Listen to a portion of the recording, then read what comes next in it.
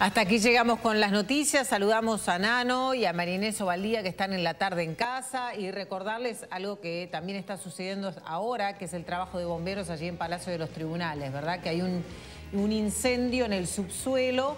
Por ahora lo que se ve es un humo intenso, el edificio fue evacuado, probablemente no va a haber trabajo entonces en tribunales, obviamente, y de hecho Oxanda Barat, vocero del Poder Judicial, adelantaba que se puede decretar un día inhábil hoy en el sentido de que no van a funcionar los juzgados. Bien, perfecto, porque hay plazos legales, seguramente había audiencias ya coordinadas, y bueno, tanto personas con necesidades de comparecer tendrán que posponerlo, y los abogados también. Sí, Carolina, allí vamos a tener el móvil esta tarde, vamos a tener en tiempo real los avances de lo que esté haciendo bomberos allí, que en este momento el edificio, como tú decías, está totalmente desalojado y es solo bomberos el que tiene acceso a una situación que todavía no está clara, porque el humo no les ha permitido llegar hacia el lugar donde comenzó el humo y el foco ígneo que se presume. Por lo pronto, la información primaria que tenemos sería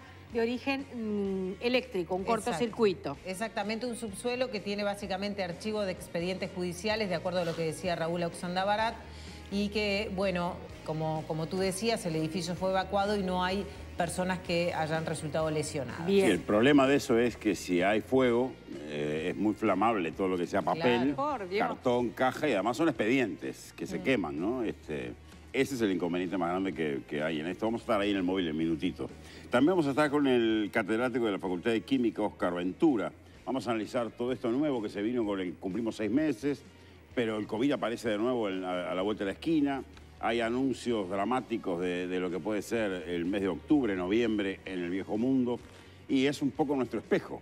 Es donde nos hemos mirado y a pesar de la realidad distinta de Uruguay, frente a la región, hay que estar atentos porque hay elecciones, viene el verano, hay que ver la temporada, cómo se puede manejar. Vamos a analizar todo eso con el catedrático Oscar Ventura, una mirada del COVID hacia atrás y el COVID hacia adelante desde el punto de vista del catedrático de la Facultad de Química. Después vamos a tener a Roberto Crosa, neurólogo endovascular. ¿Por qué? Porque los accidentes cerebrovasculares llevan un número de muertes importante en Uruguay. Más de 2.000 muertes al año tenemos por este tipo de causas. Vamos a analizarlo, qué se puede prevenir, síntomas, qué tipo de vida tenemos que hacer para evitarlos, todo eso que importa para quien lo tuvo, quien tiene un familiar o quien todavía no lo tuvo y quizá lo vaya a tener.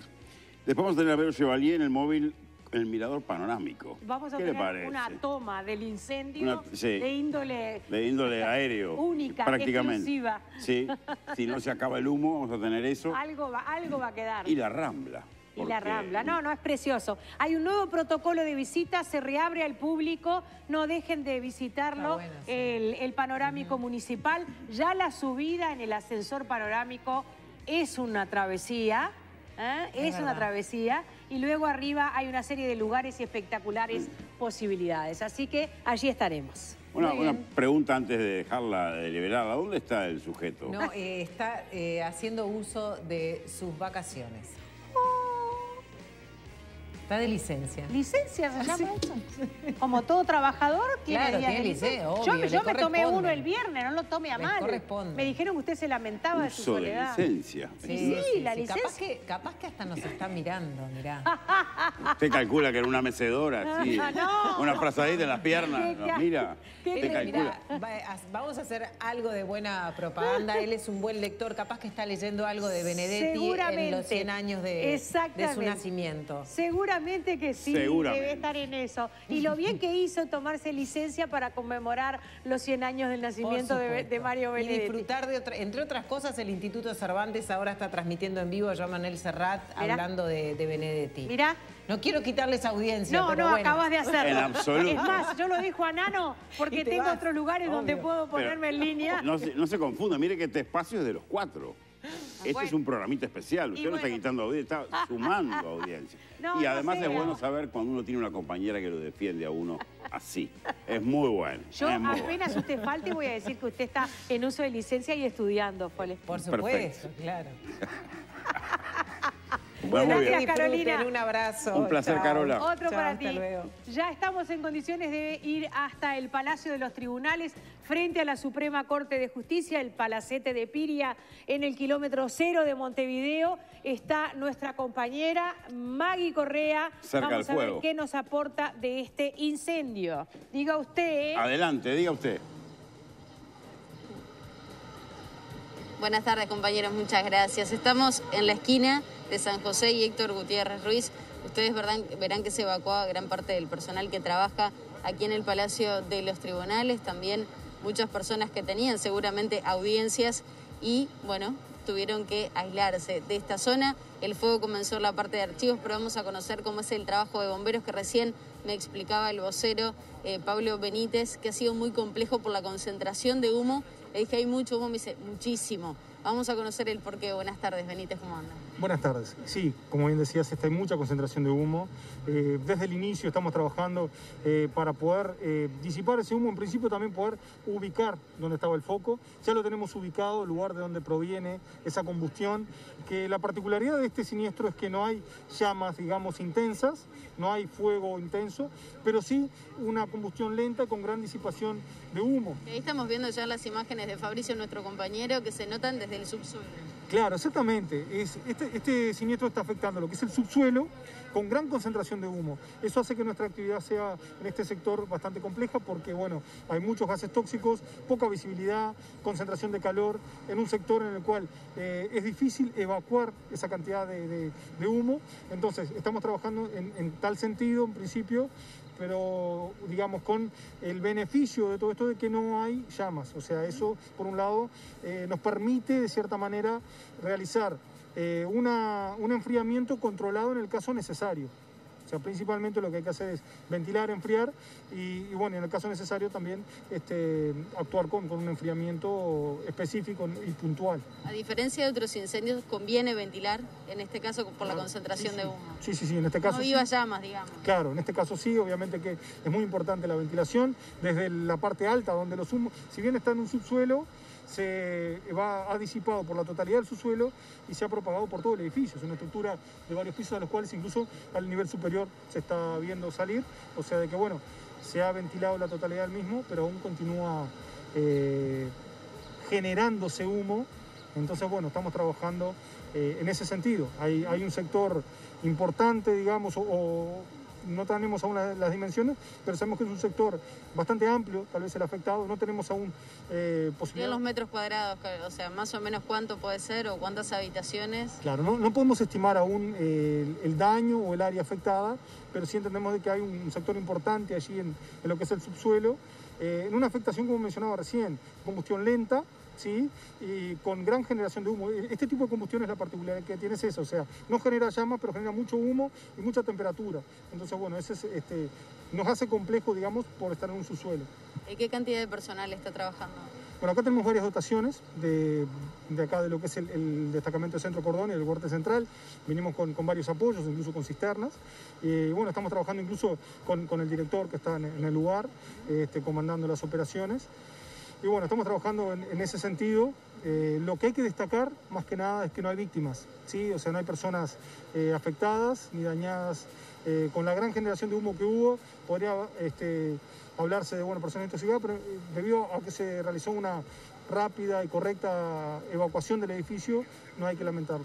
Benítez, teniendo en cuenta las características del lugar donde se provocó este incendio, expedientes, documentación que seguramente sea importantísima para lo que es el sistema judicial, ¿se tienen otros cuidados, se toman otras medidas al momento de intentar propagar este incendio? Claro que sí, sobre todo al momento de hacer un ataque con agua. O sea, el enfriamiento es puntual, focalizado y en el caso extremadamente necesario. O sea, no vamos a enfriar todo el área, a no ser que realmente sea necesario, porque justamente podemos afectar algún expediente o algún documento que no es la idea. ¿Vieron las pérdidas cómo eran? En realidad, en cuanto al daño, sabemos que puede haber material, digamos, de documentos, pero aún no podemos estimar qué es lo que está afectado. Benítez, ¿cuánto tiempo puede demandar combatir este incendio? Bueno, tareas. Claro, no podemos estimar un tiempo exacto, Lo que sí podemos decir de que va a depender mucho de que se logre disipar el humo. En principio queremos controlar y poder, digamos, extinguir esa combustión incompleta, o sea, tratar de que no se genere más humo y después sí continuar con lo que es la evacuación de ese humo. O sea, va a demorar un buen rato. Benítez, muchísimas gracias como siempre por recibirnos muy amablemente. Salió desde el incendio para tener estas palabras con La Tarde en Casa. Muchas gracias. No, por favor, gracias a ti. Bueno, compañeros, antes de ir a dialogar unos minutitos nada más por lo pronto con el vocero de la Suprema Corte de Justicia, Raúl Oxandabarat, que está ahora con otros medios que también están solicitando su palabra, quiero mostrarles cómo está el tránsito sobre la calle San José. ¿Por qué hago esta puntualización? Porque hasta hace un ratito estaba cortado 100% el tránsito, desde la anterior a Gutiérrez Ruiz, que ahora no me estaría saliendo el nombre, por la calle San José, pero lo importante es que se habilitó la circulación para los ómnibus, para el transporte colectivo, porque estaba generando muchas demoras porque estaban tomando 18 de julio. Se habilitó únicamente para los ómnibus, así que a tener en cuenta también ese aspecto. Y allí quedó liberado Raúl Oxandabarat. Nos vamos a acercar para conocer por lo pronto qué tipo de archivos y documentación estaban allí en esa zona donde comenzó ese foco del incendio. Oxandabarat, buenas tardes, ¿cómo anda? Buenas tardes, ¿cómo están? Bien, muy bien. En realidad queríamos conocer un poquitito más qué tipo de archivos eran los que estaban allí donde comenzó el incendio y donde las llamas están afectando y sobre todo el humo también, más allá del trabajo de bomberos. Bueno, este edificio es el Palacio de los Tribunales, para los más memoriosos el ex edificio de Honda, tiene 6 pisos de altura. Aquí funcionan juzgados civiles, tribunales de apelaciones, en la planta baja funciona el centro de recepción de asuntos y en el subsuelo archivos. Estos archivos están constituidos por expedientes judiciales de causas que ya no tramitan, es decir, de causas que terminaron y por lo tanto eso se mantiene en permanente estado de conservación porque los archivos judiciales nunca se destruyen y toda la planta baja del edificio tiene este tipo de archivos, o sea, este tipo de documentos, son documentos en papel. ¿Qué tipo de valor tienen, para entenderlo un poquitito más? Bueno, el valor de los archivos depende siempre de qué tipo de causas estemos hablando. En general, aquí lo que tenemos son archivos civiles, o sea, no son penales. Pero de todos modos, especialmente en los procesos de propiedad o en los procesos sucesorios, en las cuestiones de familia, los archivos son importantes porque cuando se consultan ahí hay datos para utilizarlos en futuros procedimientos. No podemos saber si hubo daño o no a esos archivos. Por lo que nos dice Bomberos, debido a la cantidad de humo, no pudieron llegar al lugar donde está el foco ígneo propiamente. De todos modos, al parecer el foco ígneo ha disminuido porque la cantidad de humo que sale ya no es la misma de hoy temprano, del inicio del incendio. Así que suponemos que el daño fue mínimo. No tenemos, insisto, todavía una estimación de cuál es concretamente ese daño. Simplemente para cerrar el tema de los archivos, no hay causas en curso que se vean afectadas por estas pérdidas. En absoluto. Lo que está en los archivos son causas que se terminaron o causas que en algún momento se suspendieron y fueron a dar ese archivo. Por lo tanto, ninguno de esos documentos son de uso inmediato hoy. Oxandabarat, ¿se evacuó la totalidad del edificio o los pisos superiores continúan trabajando normalmente? No, apenas se detectó el foco ígneo, se desató el protocolo para este tipo de casos. El personal de la Intendencia del edificio ordenó la inmediata evacuación y todos salieron ordenadamente por las escaleras. Para cuando llegaron los bomberos ya no quedaba personal en ninguna parte del edificio. Bien, ¿cuándo se podrían retomar las actividades y las tareas? ¿Ya les dijo a los bomberos? ¿Se tiene que mantener algunos días cerrados? Bueno, por lo pronto en el día de hoy no va a haber ninguna actividad más. Las audiencias que estaban previstas para hoy quedan suspendidas, habrá que reagendarlas en el futuro. Los plazos quedan suspendidos una vez que la Corte realice la resolución que hace en este tipo de casos. En esa resolución lo que declara la Corte es lo que ocurrió en los hechos, que hoy no es un día hábil de trabajo y por lo tanto los plazos no se van a contabilizar. Una vez que esa resolución esté hecha por la Corte, la vamos a dar a difusión para que haya certeza jurídica por parte de los operadores. Es decir, que hoy es un día en el que queda suspendida toda actividad.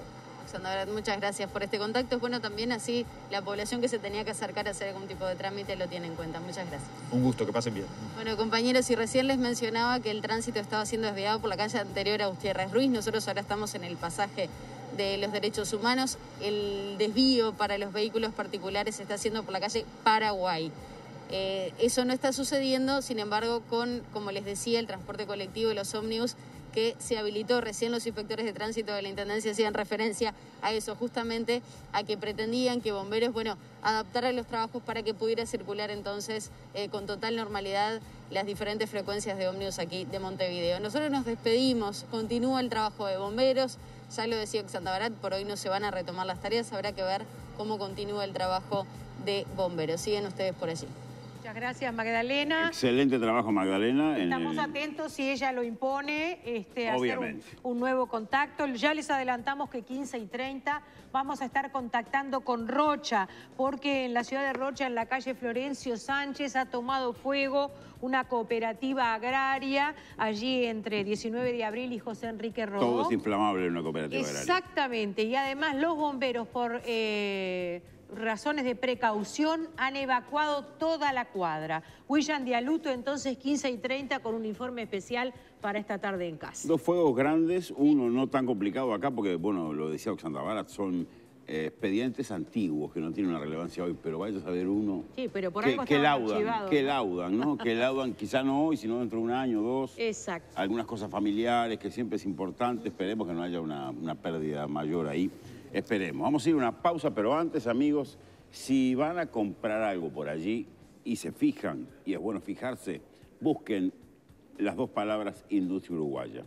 Cada vez que compras productos uruguayos estás defendiendo el Uruguay y en definitiva lo que estás generando es empleo, esa palabra que parece ser el leitmotiv que tenemos todos hoy, unos y otros, para mantener el nivel alto aquí en Uruguay. Así que vale la pena saberlo.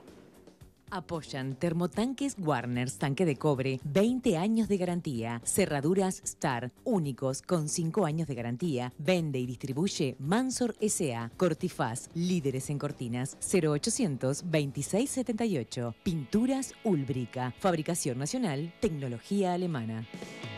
Bueno, quiero hablar un poco de COVID, que vale la pena volver a... Claro que sí, porque estamos en una suerte de aniversario, por decirlo así, que nos toma en un momento complicado porque hubo un brote en una distribuidora en el día de ayer aquí en Montevideo y hay 18 casos que nos corresponden a los 28 que creo que es la cifra más alta que hemos tenido desde que comenzó. Sí, estamos en 200, 200 y algo, 200 y gotas, y en un ritmo creciente, ¿no? Sí, pero paralelamente seguimos todavía en circunstancias de brote manejable.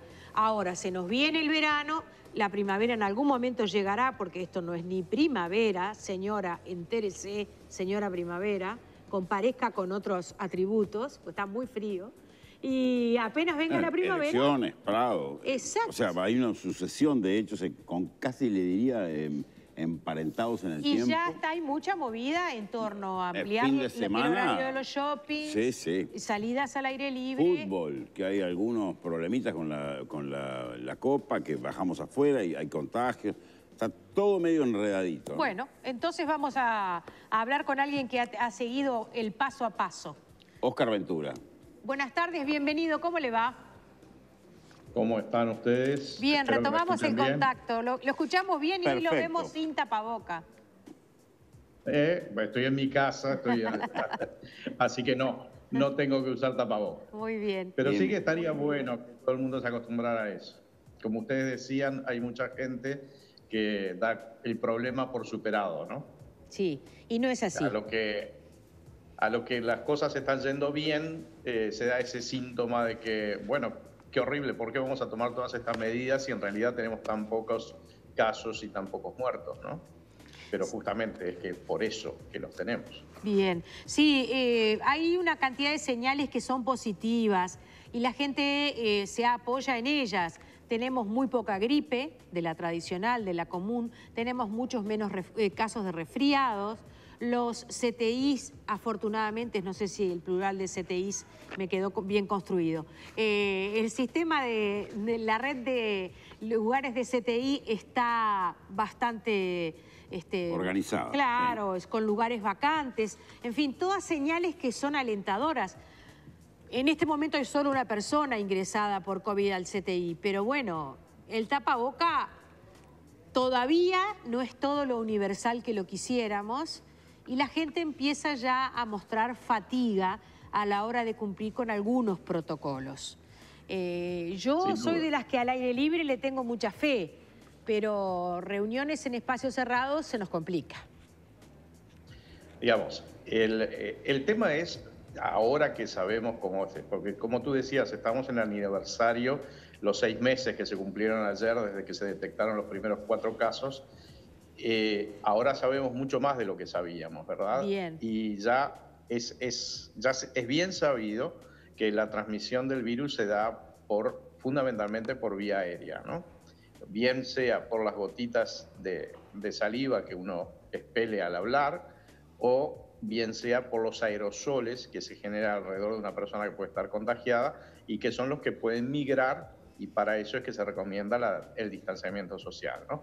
Pero hoy sabemos que usando tapabocas, teniendo distanciamiento social e higienizándose las manos frecuentemente, no debería haber contagio realmente. O sea, si el contagio existe es porque se ha fallado en alguno de los cuidados. No estoy hablando, por supuesto, del personal de la salud, que está mucho más expuesto, ¿no? Claro. Hablo de todos nosotros, las personas comunes y corrientes, que estamos en ambientes razonablemente de baja carga virósica.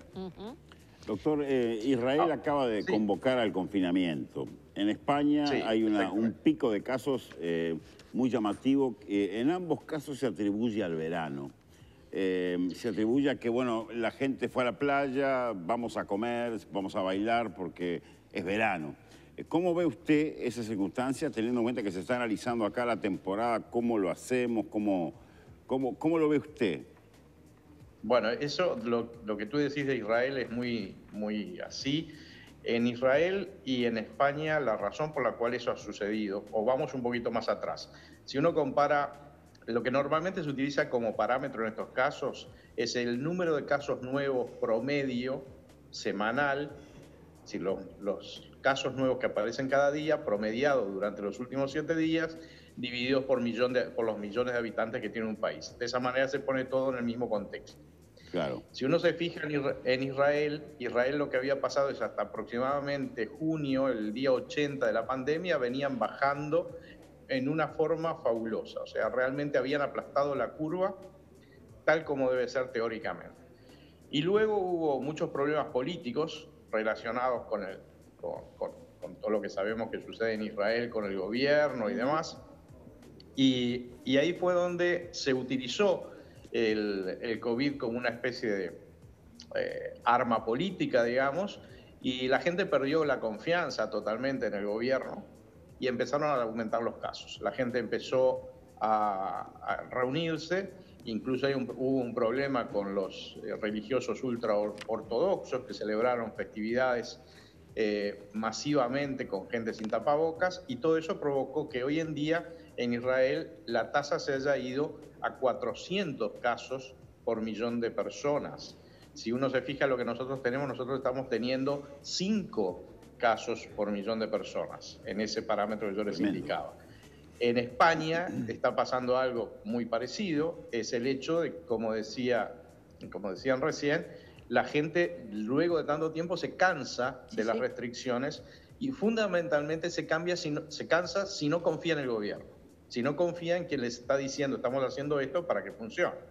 Nosotros llevamos una evolución que es muy similar a la de Alemania, las cosas están controladas, pero siempre está el fantasma ese de que el descontrol puede suceder en cualquier momento si empezamos a hacer las cosas que no se deben hacer. Bien. Acá tenemos previsto, fíjense que se está desarrollando la muestra del Prado, con un protocolo muy exigente, está bien, pero son miles de personas juntas. El 27 tenemos elecciones departamentales, que va a haber un protocolo muy intenso, pero es una movilidad continua. Este fin de semana se detectaron niveles de uso de hoteles, algunos llenos, movimiento de las rutas. ¿Cómo está viendo usted este avance y esta laxitud que tenemos en el control de cómo nos cuidamos? Es lo que debe ser. O sea, estamos de a poco llegando a situación de una normalidad controlada. Es decir, el hecho fundamental no es tener personas que realizan sus actividades tal cual deben hacerlo.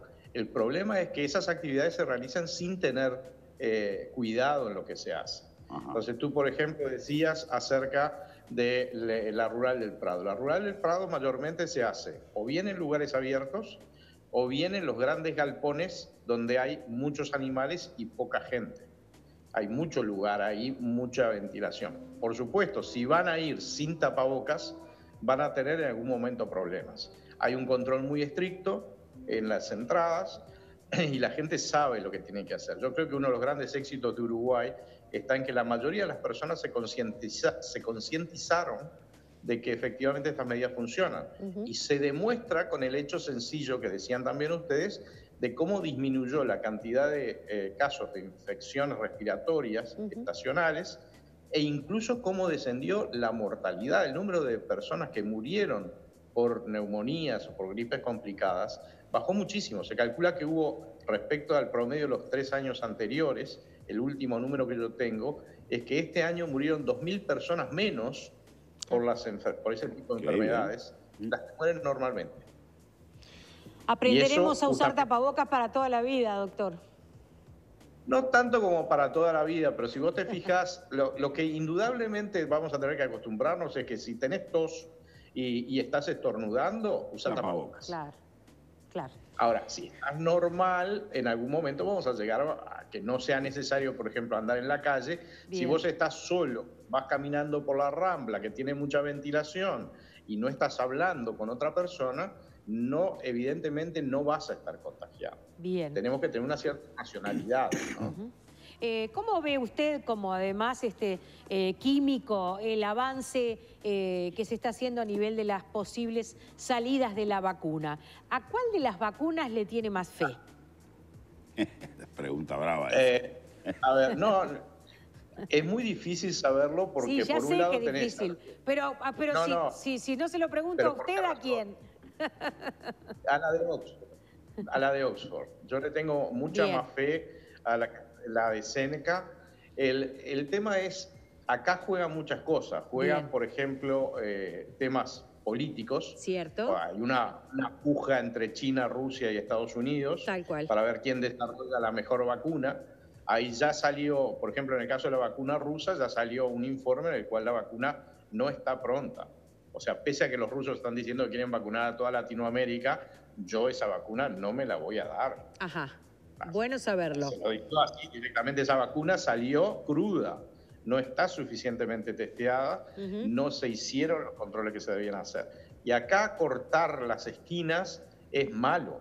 Bien. O sea, las vacunas no son malas. Bien. Pero si lo que se da es una vacuna mal elaborada, no suficientemente testeada, pueden pasar cosas que sean muy malas. Entonces tenemos que ir a lo seguro, tenemos que esperar lo suficiente. Lo que se ha hecho con estas vacunas es fantástico. El avance que se han hecho, hay muchos candidatos, no solamente estas que hablamos, es increíble lo que los científicos han logrado en muy pocos meses. Pero todavía no estamos ahí. Interesante, porque justamente la vacuna que usted elige como a la que en principio le tiene como mayor respeto profesional es la vacuna que está detenida en este momento porque constató volvió de nuevo un caso complejo y bueno, y ahora retoma, pero ¿verdad? Justamente eso es lo que da más confianza. Lo que le da certeza. Bien. Perfecto. No, certeza, uno nunca puede tener certeza a menos que esté trabajando ahí adentro, porque también son empresas privadas que tienen sus intereses económicos. Pero lo que sí me da tranquilidad es que efectivamente encuentran problemas. La ciencia funciona así, uno va aprendiendo a partir de los problemas que se encuentran y va mejorando. Cuando una cosa, un evento inusitado, transcurre sin ningún problema y sobre todo asociado a un gobierno, yo le tengo mucha desconfianza. Cuando en cambio está asociado con científicos que efectivamente no tienen miedo de decir, miren, vamos a parar porque esto está dando problemas, ahí le tengo mucho más confianza. Doctor, una pregunta que se me ocurre para imaginar. Llega la vacuna de AstraZeneca, nos vacunamos, usted, yo, Marinés, todos los que estamos acá en el estudio. ¿Vamos a volver a una normalidad tal como era antes por estar vacunados? Yo creo que una vez que exista la vacuna, y la vacuna que además va a irse desarrollando, porque este virus aparentemente tiene mutaciones muy lentas, y las mutaciones que tiene no aumentan o disminuyen su contagiabilidad, digamos, que es lo que es problemático de este virus. Lo que vamos a llegar posiblemente es una normalidad en la cual este virus se va a incorporar a aquellos virus que conviven con nosotros o que nosotros convivimos con ellos estacionalmente, y habrá una vacunación como la hay hoy para la gripe, que a su vez evita que existan muchos casos mortales, ¿no? Pero la situación a la cual deberíamos llegar cuando llegue la vacuna es la misma que tenemos ahora con el caso de los tapabocas. Es decir, dejaremos de usar tapabocas si no tenemos síntomas, estaremos vacunados y va a haber un número de personas que se van a infectar, que estarán como está sucediendo ahora, 10, 20, 30 por día. Mantendremos un número activo del orden de 200, 300, 400 personas, pero la mayor parte de nosotros vamos a hacer nuestras actividades tal como las estamos haciendo, no ahora en esta pandemia, sino como las hacíamos. Lo que pasa es que va a haber más precauciones. O sea, por ejemplo, ya no te van a tomar la temperatura cuando entras en un lugar, porque ya vas a saber que si tenés temperatura no vayas a ningún lugar. Claro. Se va a incorporar. Recuerden ustedes que Uruguay tiene una característica muy interesante, ya que están mostrando el lavado de manos. Cuando hubo la epidemia de cólera, entró en todos los países de Latinoamérica, menos en Uruguay. Y eso tiene mucho que ver con la educación de la población y la extensión de la red de agua potable que tenemos en Uruguay. O sea, nosotros tenemos ventajas comparativas. Cierto. Tenemos un sistema de salud bueno y todo eso ayuda a que tengamos menos problemas. Doctor, ¿usted va a ir a votar? ¿Por qué no? Por el COVID-19. No, yo no creo que... A ver, votar o no votar votar, mejor dicho, es un derecho y una obligación en nuestra institucionalidad, ¿verdad? Es de la misma manera que el uso del tapabocas, algo que hacemos por nosotros mismos y por los demás. Bien. Votar es, por lo tanto, para mí una obligación cívica. Si yo voy a ir a votar, voy a mantener la distancia de las otras personas, voy a usar tapaboca y obviamente me voy a lavar las manos, voy a tener un gel con el cual me voy a higienizar las manos antes y después. Y no voy a lamer el sobre, lo cual es, por suerte no va a haber que lamer el sobre porque siempre a uno le queda ese gusto a goma horrible. Después. Bueno, con tapabocas es muy difícil lamer el sobre, por suerte, lo vamos a poder recordar. No va a haber un acto fallido allí. Bueno, profesor Óscar Ventura, ¿lo Óscar, un placer. Muchas gracias por sus aportes esta tarde. Que pasen ustedes bien. Del mismo modo, muchas gracias. Bueno, muy bien. Sí, amigos, tengo una cosita. Es un curso, tenés razón. Claro, ya es impedimento, porque hay que sacar la lengua por dónde, no hay cómo. Hay que tener con qué pegarla, tío. Debe haber algo ahí con... No debe ser tan grave. No es tan grave, obviamente. Tengo para ustedes, amigos, Camposur, productos elaborados con carne fresca y natural, producida en nuestras propias granjas, sin hormonas ni promotores de crecimiento. Esto permite que obtener alimentos de altísima calidad, más sabrosos y sanos. Y mire la lista. Jamones, chorizos, frankfurter, salames, cortes de carne de cerdo, premium envasados al vacío y hamburguesas de carne vacuna. Y yo no almorcé. Todos nuestros productos son libres de gluten. Elaborar nuestros productos con carne fresca y natural y garantizar el origen de nuestra carne es nuestra diferencia. Camposur, de nuestra granja a su mesa. Algo que es importante que ustedes sepan, amigos, Óptica Brioso siempre está pensando lo mejor para sus clientes. ¿Sos jubilado o pensionista? Te ofrece un descuento increíble en todos sus productos. Escuchá. 20% de descuento contado, débito, tarjeta de crédito, 10% de descuento. Este descuento no se incluye en otras promociones. 20 o 10, míralo. Óptica Brioso, San José 1260, 2902-5051. Ciudad de Canelones, Valle Ordóñez 161 y 33-536. Seguinos en redes y entérate de todas las promociones.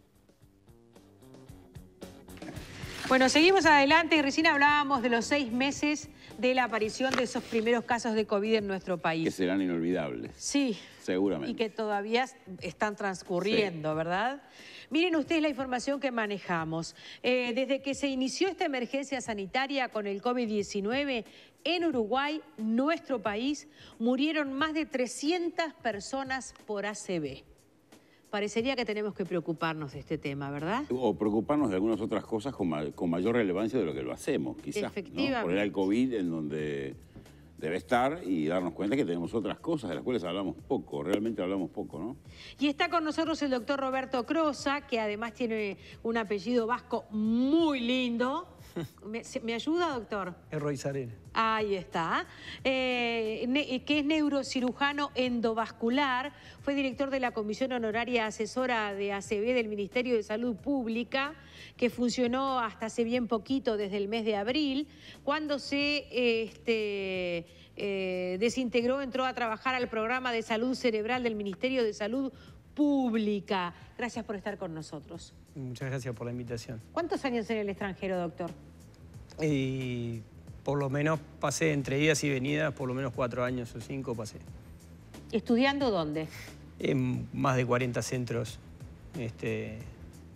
principalmente en Europa y en Estados Unidos. ¿Ahora entramos al cuerpo humano y lo salvamos de una ACV? Si llegamos a tiempo, sí.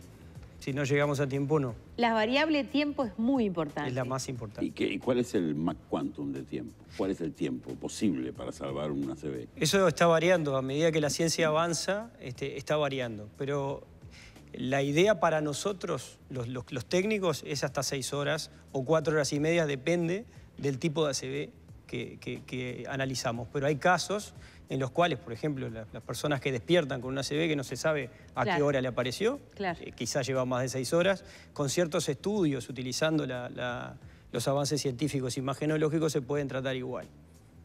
O sea que hay estudios inclusive que la llevan hasta las 16 horas. Pero esto es un mensaje que no es el que quiero dar. No es para aplaudir. No es para esperar. Son situaciones excepcionales. No es para esperar. Eso es cuando ya llega el paciente a ver qué se hace. Cuanto más tiempo se espera, menos posibilidades hay de que revierta el ACV, el ataque cerebrovascular. ¿Cuál es el mensaje que usted quiere dar? Que hay que atacar 3 causas principales. El conocimiento de la población con respecto a los síntomas, la primera alarma, que hoy en día estamos muy mal. El transporte, lo que nosotros llamamos rescate, ya en todo el país, con protocolos. Hoy en día las ambulancias no tienen protocolos y si los tienen no coinciden entre sí. Y luego el traslado hacia dónde. Tienen que ser trasladados los pacientes. Y la tercera cosa, a los lugares donde puedan recibir todas las formas de tratamientos que están basadas en evidencia científica internacional. Que básicamente son 2. Los tratamientos son tratamientos medicamentosos, que es una droga que se da hasta las 4 horas y media, que es un fibrinolítico que lo que hace es romper el trombo, tratar de encontrarlo y romperlo. Es un coágulo que se aloja en el cerebro y lo rompe. Y el otro tratamiento es el tratamiento endovascular, que lo que se hace es una trombectomía. Ectomía en la jerga médica significa sacar. Entonces es tromboectomía, o sea, sacar el trombo por vía mecánica. En ese caso estamos mucho peor porque estas técnicas ni siquiera están dentro de la canasta básica de prestaciones y mucho menos hay un protocolo como para poder decir que se pueda hacer y que la gente pueda llegar, ¿no? Y la situación que se ha generado ahora en el Ministerio de Salud Pública de generar este programa de salud cerebral, ¿impondrá una campaña? Porque usted decía, en ese estamos muy mal, que es en el conocimiento de la población. ¿Habrá una campaña? La gente...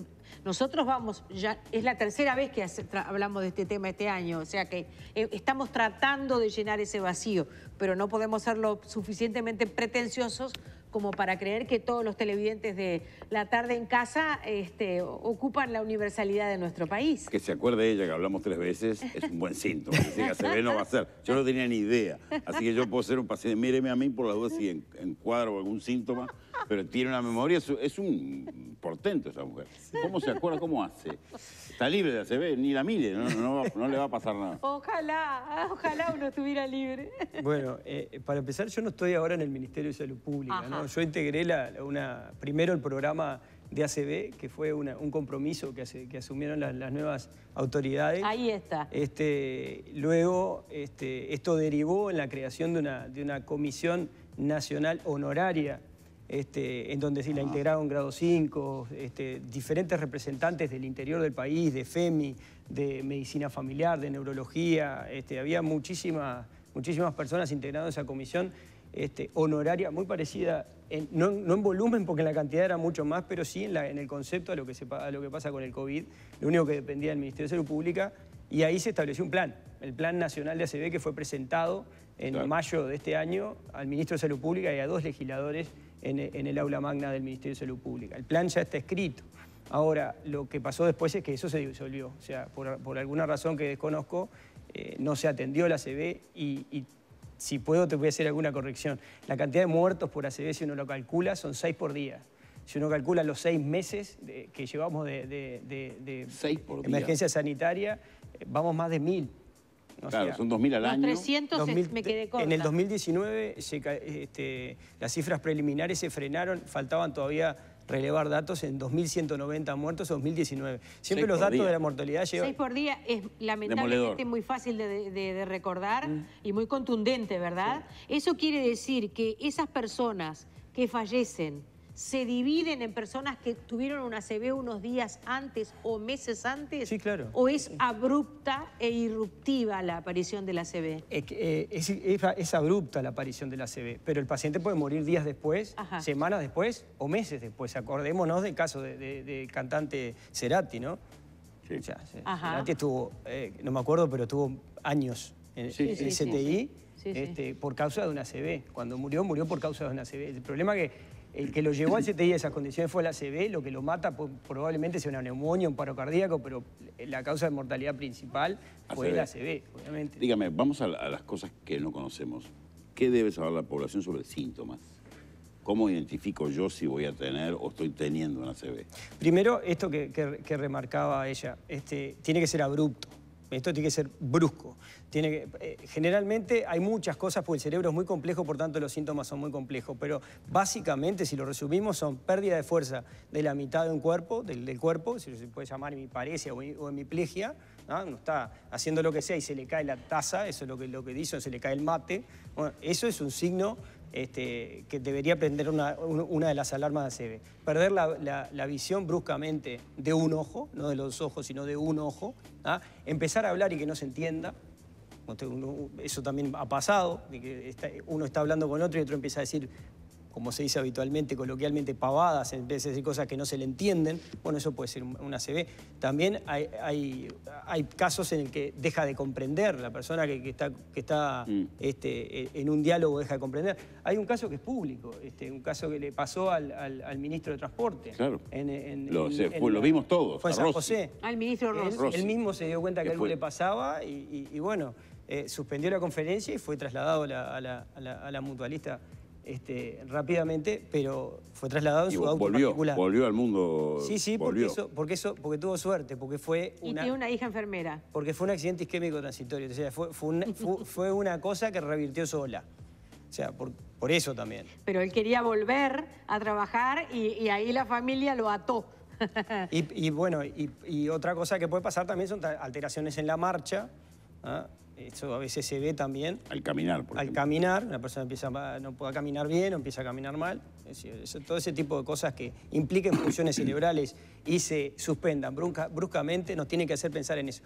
Es más o menos lo que pasa en el corazón. Hoy en día a mí me duele el pecho y tengo alrededor de 40 años o más y inmediatamente pienso en un infarto o que me está pasando algo y corro hacia la emergencia.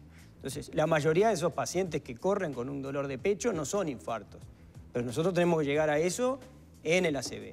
Y desgraciadamente el nivel de conocimiento de la población con respecto a los síntomas del ACV es bajísimo, bajísimo, bajísimo. La mayoría de los pacientes que nosotros vemos en centros de referencia se dejan estar. O sea, son personas que incluso tienen una hemiplegia, o sea, pierden la mitad del cuerpo y se acuestan a dormir a que se les pase. Entonces hay que hacer campañas muy fuertes pero no por mí. Hay que hacer campañas institucionales para que la población se eduque en este tema, porque es la primera alarma. Si no se activa esa alarma... Sí, el tiempo no sirve de nada. Podemos tener el mejor sistema del mundo que va a fallar. Ahora, después de que la población comprenda, falta el transporte y los lugares idóneos. Hay un estudio que nosotros hicimos dentro del Ministerio de Salud Pública donde es realmente alarmante el sistema de transporte nuestro, porque es muy bueno. O sea, en cantidad de ambulancias per cápita, en cantidad de médicos por ambulancia per cápita, en todo eso es muy bueno. Pero en el tema particular de la ACV falla. Porque cuando empezamos a hablar de los protocolos que manejan, cada uno maneja un protocolo diferente. Y hay algunos que ni siquiera tienen protocolo o no lo presentaron. Entonces eso hay que organizarlo y hay que ver cómo hacemos para hacer que este paciente que acaba de tener los síntomas y alertó a la población sea trasladado en tiempo y forma. ¿A dónde? Porque ¿a dónde lo trasladan hoy? Claro. Hoy lo trasladan a la mutualista donde es socio. Sí, a la urgencia. Independientemente si esa mutualista tiene capacidad de tratar a ese paciente o no. Entonces, tiempo que se pierde. ¿Cuántos lugares hay con capacidad para tratar ACV? Bueno, lo que pasa es que hay protocolos diferentes. Ese es el gran problema. Lo que falta acá es un protocolo universal. Hoy tenemos una mutualista, ¿ah? De las más grandes de Montevideo, que tiene un protocolo, yo creo que ayornado al 2020. Tenemos el hospital de clínicas. Digo, después hay otros sanatorios, hospitales. Se dice que si una persona tiene una ACV, de acuerdo a esta charla que estamos teniendo, ¿no tiene que ir a su mutualista? Yo creo que lo que se deben crear son centros de referencia como pasa en el resto del mundo. ¿Y se van a crear? ¿Usted qué sabe? Yo no estoy ahora en el ministerio. Bien. Espero que sí. En el plan que nosotros presentamos... ¿Y por qué no ha habido nada hasta ahora? ¿No se tomaba en serio este tema? Y generalmente lo que pasó en las anteriores administraciones fue tratar de esconder el cerebro atrás del corazón. O sea, decir que esto era parte de las enfermedades cardíacas. Entonces, cuando nosotros decimos esto, en cierta forma lo escondemos al problema. Como en la parte cardíaca sí estamos muy bien, o sea, generalmente hacemos un manejo político de un tema científico. Ajá. Y eso está mal.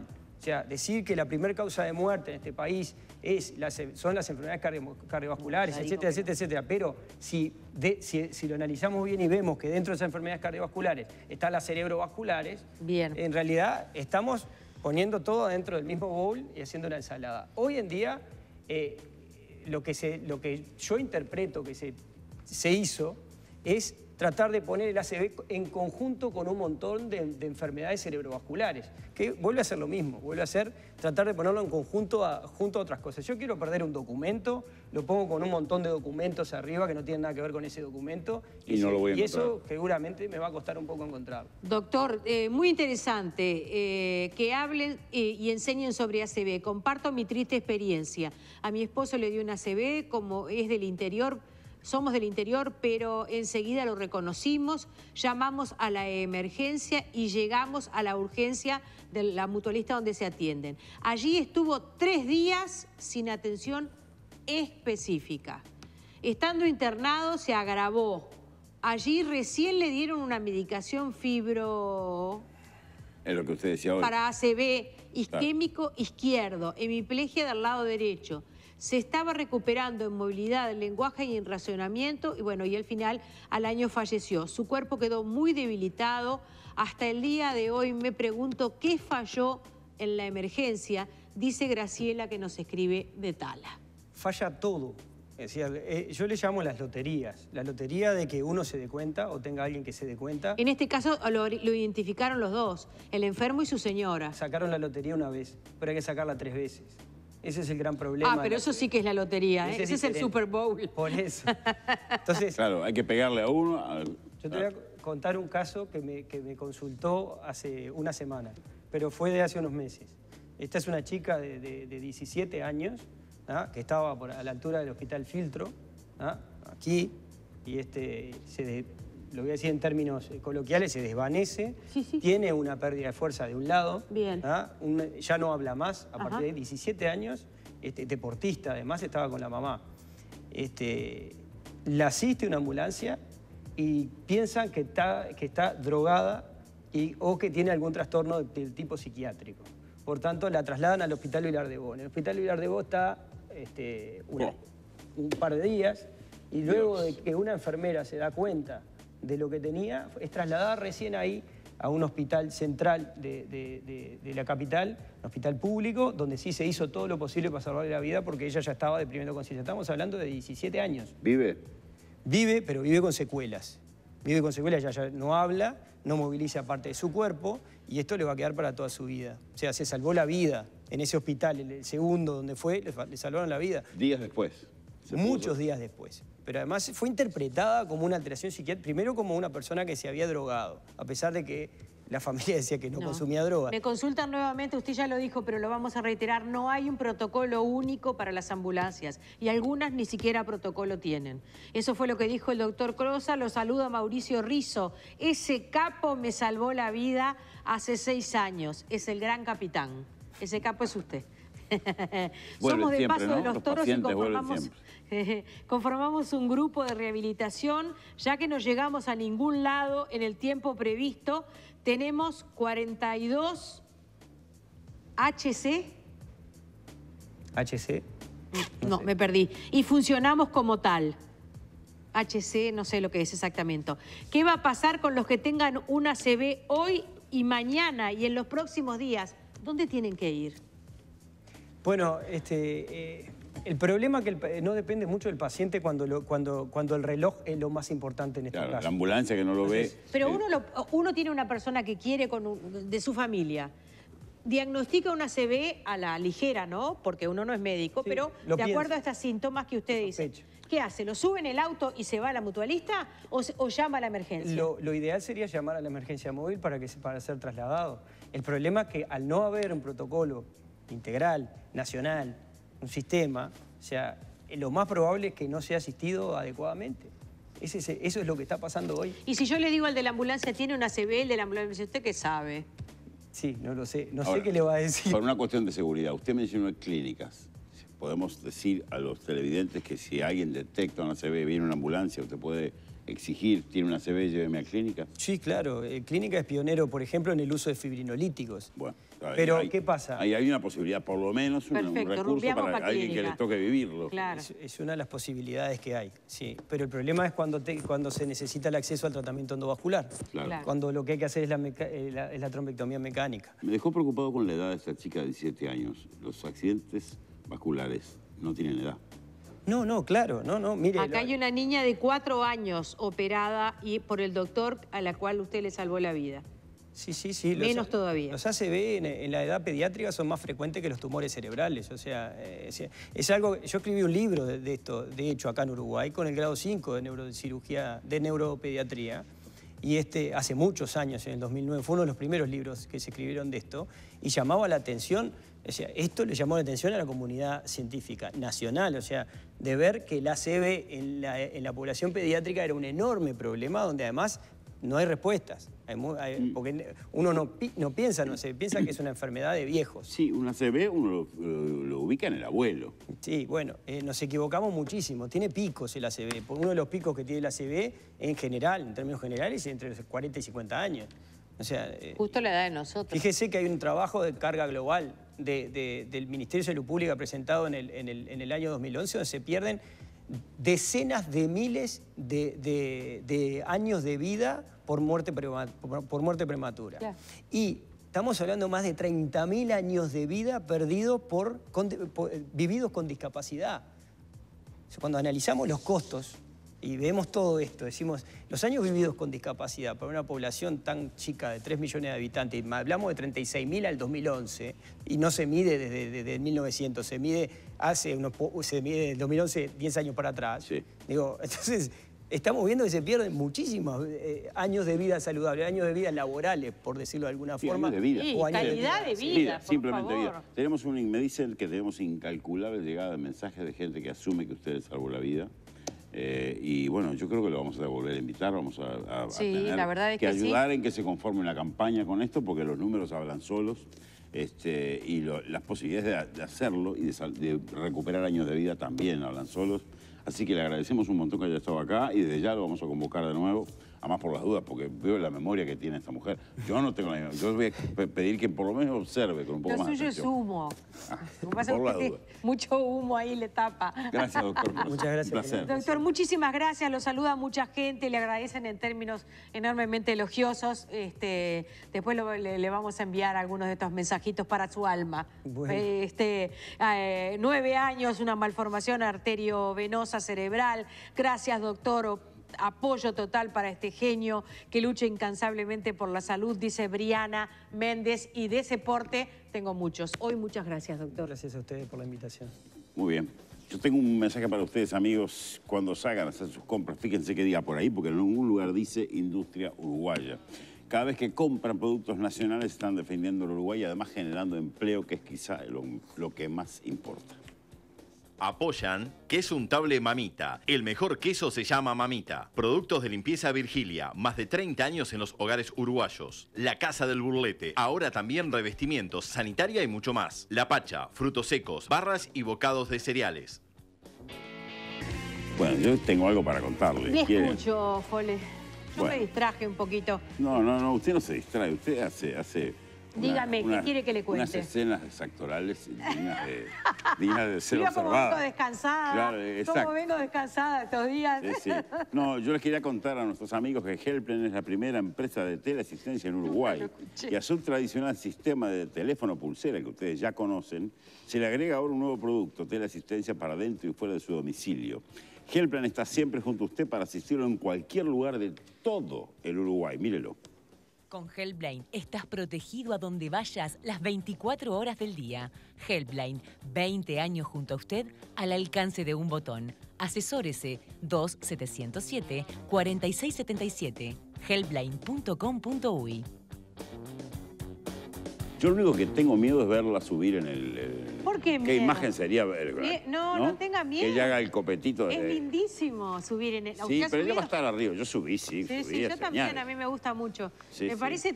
Es un poco lento de más igual, ¿eh? Bueno, pero la lentitud en esta elevación tiene su parte interesante. Sí, tiene su mérito porque hay gente que le da vértigo. Yo tengo pánico a la subida esa. ¿Ah, sí? Extraña. De la cápsula. Sí, no me haga eso. No. Prefiero hasta la escalera. Para eso vamos a la Intendencia de Montevideo, vamos a el piso panorámico arriba, y allí nos encontramos con Verónica Chevalier. Ya subió por el ascensor panorámico, sáquese ese tapaboca, mi reina. Si ahí debe ser un aire puro por encima de todos. Ah, tiene un interlocutor. Señor. Muy bueno. Exacto. Entonces no dije nada. ¿Cómo les va? Buenas tardes para todos, en piso, también en sus casas.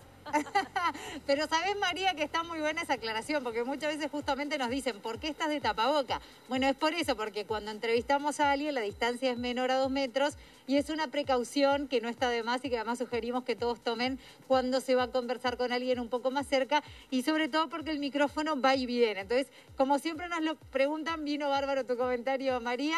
Y bueno, miren qué divino el lugar que elegimos esta tarde para empezar la semana y para darles esta buena noticia. Hace muy pocos días reabrió el mirador panorámico de la Intendencia de Montevideo, uno de los puntos más altos y más hermosos de nuestra ciudad, que además ha sido totalmente remozado en los últimos tiempos. Habíamos dejado de disfrutarlo justamente por motivos de la emergencia sanitaria, pero ahora, con todos los recaudos correspondientes, con todos los protocolos sanitarios, está habilitado nuevamente algunos días de la semana. Estamos con Oscar Caputi, que es su coordinador. Bienvenido a La Tarde en Casa, un gusto. Bueno, buenas tardes, el gusto es nuestro recibirlos en esta casa. Como tú decías, un jardín en el piso 22 a 60 metros de altura. Bueno, un lugar que estuvo cerrado hasta ahora, ¿y cuáles son los protocolos que se han instalado para esta reapertura que es parcial, pero bueno, se disfruta? Bueno, acá los protocolos que tenemos es, primero que nada, agendarse vía agenda web de la página de la Intendencia, www.montevideo.uy.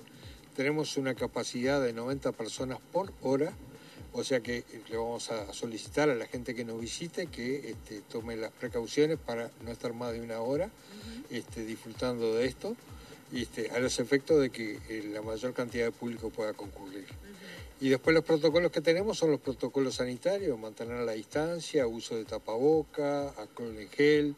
Si tiene síntomas o presuman de que puedan estar infectados, no concurrir. Igualmente a la entrada se le va a tomar la fiebre y se le va a proporcionar alcohol en gel para que se realice la higiene de mano correspondiente. Y seguramente muchos se deben estar preguntando, ¿pero por qué está vacío? Bueno, lo que pasa y muy importante es que por ahora va a estar abriendo solo sábados y domingos. Correcto, empezamos el primer sábado de septiembre, estamos abriendo sábados y domingos de 10 a 18 horas. Ya te dije, previa agenda.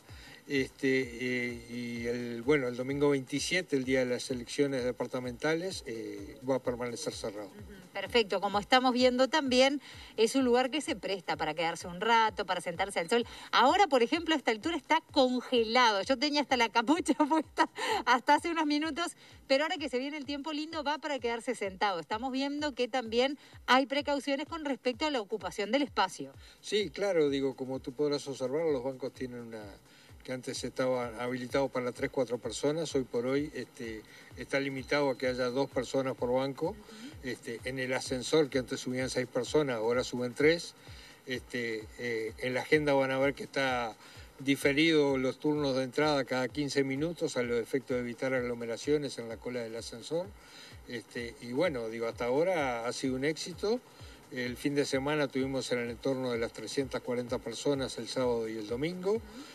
O sea que fue un paseo sumamente disfrutable, además de que el tiempo nos ha acompañado, que hemos tenido 2 hermosos fines de semana. Totalmente gratuito. Totalmente gratuito, exactamente. Para todos los que se quieran acercar. Aprovecho que Seba está apuntando para ese lado para decirles que no se ve el Palacio de la Justicia, que lo habíamos comentado antes de venir, no se vio humo y nos decían que ustedes, por ejemplo, no vieron nada. No, nos enteramos porque nos llamaban nos decían de que había un incendio en el Palacio de la Justicia, pero la verdad que humo ninguno. Desde acá no se ve y además los árboles, todas las ramitas no permiten ver hacia la calle, se ve apenas alguna luz de otro carro de bomberos, pero les aclaramos que no se ve, así que no lo busquen con intensidad porque no. Sí vemos una quema de pastizales un poco más lejos que ahora se dio un poco, pero que llamaba, claro, desde acá se ve todo. Sí, acá digo, tenemos la suerte de poder disfrutar de todo Montevideo.